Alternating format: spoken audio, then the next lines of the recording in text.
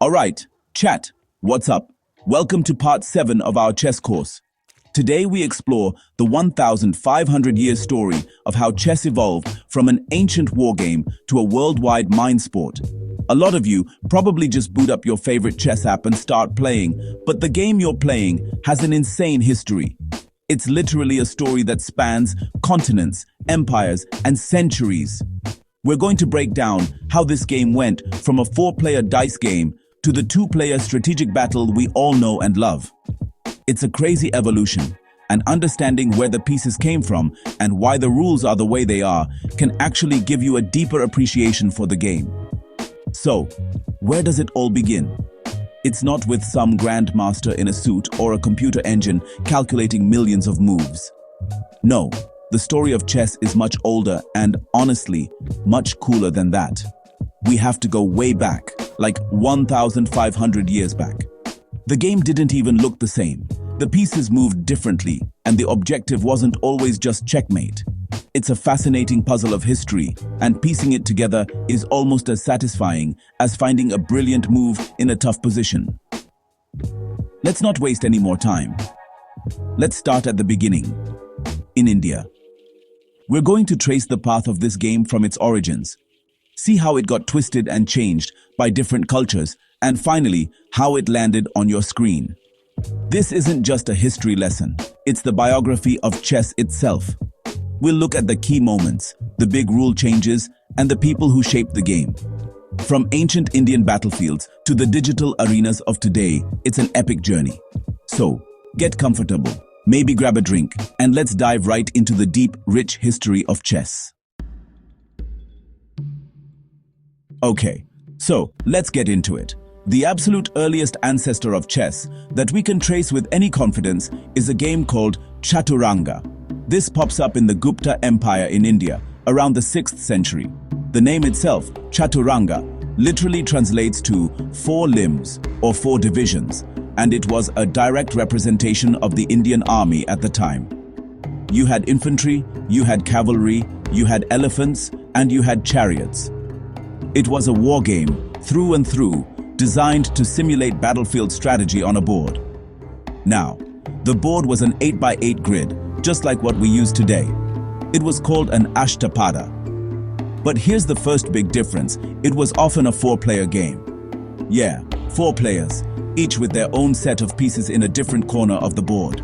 The pieces were different colors: black, green, yellow, and red. And here's the wild part. Movement was often determined by throwing dice. So, right at the beginning, there was a huge element of luck involved. It wasn't purely skill like the chess we play now. You could have the best strategy in the world, but a bad roll of the dice could just completely ruin your plan. The pieces themselves are recognizable ancestors of our modern set. The infantry, or padati, moved 1 square forward, just like our pawns. The cavalry, or ashva, moved in an L shape, like our knight. The elephant, or gaja, moved 2 squares diagonally, but it could also jump over a piece in its way, which is a bit different from our bishop. The chariot, or ratha, moved in straight lines, horizontally and vertically, which is exactly like our rook. So you can already see the basic DNA of modern chess forming right there. Each player also had a king, or raja. The goal wasn't necessarily checkmate as we know it. The objective was to eliminate the armies of your opponents. The game could be won by capturing all of your opponent's pieces except for their king, or by a situation where the king was the last piece standing. It was more of a last man standing battle royale than the surgical strike of a checkmate. The king itself moved 1 square in any direction, just like our king does today. It's important to understand this starting point because it sets the stage for everything that follows.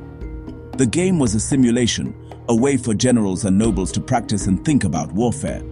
The core idea of different pieces having different powers and working together as an army was established right here. The dice-throwing aspect meant it was also a game of chance, suitable for gambling, which probably helped its popularity spread. So, while you might not recognize it immediately, this 4-player, dice-rolling war game from ancient India is the definitive version 1.0 of chess. It's the seed from which the entire massive tree of chess history grew. The core concepts, the grid, the hierarchical pieces, the goal of cornering a king. It all starts here. From this point, the game begins its long journey out of India, and the first major transformation is just around the corner. Alright, so the game leaves India and makes its way west. The next major stop on our journey is Persia, what is now modern-day Iran. Around the 7th century, Chaturanga was introduced to the Sasanian Empire, and the Persians immediately fell in love with it. They adapted the game, tweaked it, and renamed it Shatranj. This is a super important step because the Persians are the ones who started to mold the game into something that looks much more like what we play today. The biggest change, and honestly, the most important one for the future of chess, was the shift from a 4-player game of chance to a 2-player game of pure skill. The dice were thrown out. Gone. No more blaming a bad roll for your loss. From this point on, it was your brain against your opponent's brain. This is a fundamental philosophical shift. The game becomes less about luck and fate, and more about logic, calculation, and pure strategy. The board was now set up with 2 opposing armies, one white and one black, just like we have now. The Persians also started to formalize the rules and objectives. They introduced the concept of Shah, which is Persian for king. This is the direct origin of our word check. When you attack the opponent's king, you would announce Shah to warn them. This was considered good etiquette. And more importantly, they created the idea of Shahmat, which translates to the king is ambushed or the king is helpless. Sound familiar? It should. This is literally where the term checkmate comes from. The goal of the game was now definitively to trap the opponent's king. The pieces also continued their evolution. The chariot became the rook, which is the Persian word for chariot, and the ancestor of our rook. The elephant piece was maintained, but its move was still a bit weird. 2 squares diagonally with a jump. The most interesting change was to the piece next to the king. In Chaturanga, this was a general or counselor, the mantri. In Shatranj, it became the farzin or counselor. This piece was incredibly weak compared to our modern queen. It could only move 1 square diagonally in any direction. It was basically the weakest piece on the board besides the pawn. The game became a massive part of Persian noble culture. It was considered a hallmark of a good education. To be a true nobleman, you had to be skilled in things like poetry, horse riding, and, of course, Shatranj. The game's reputation as the royal game or the game of kings really cements itself here in Persia. It was no longer just a soldier's pastime. It was an intellectual pursuit for the elite. This period is crucial. Shatranj is the bridge between the ancient, chaotic game of Chaturanga and the strategic, calculated game we play today. By removing the dice and defining checkmate, the Persians laid the foundation for chess as a serious mental sport. They gave us the terminology and the core objective that has lasted for over 1,000 years. Without the Persian influence, chess as we know it simply wouldn't exist. It's from here that the game is poised to explode across the world. So after Persia, the game takes its next giant leap.